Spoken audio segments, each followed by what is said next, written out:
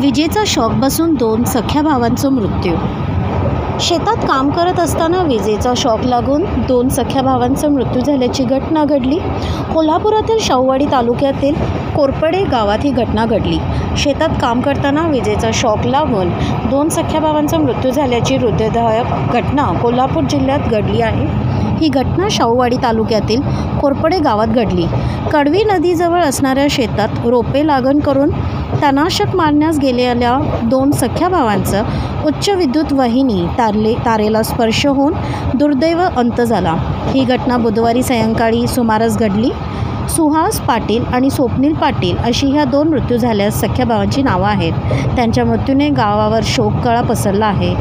घटनास्थळी मिळालेल्या माहितीनुसार शाहूवाडी तालुक्यातील कोरपडे गावात संध्याकाळी 5 वाजता ही घटना घडली आहे। अशाच आणखी बातम्या जाणण्यासाठी सिंधू स्टार चॅनल लाईक करा। धन्यवाद।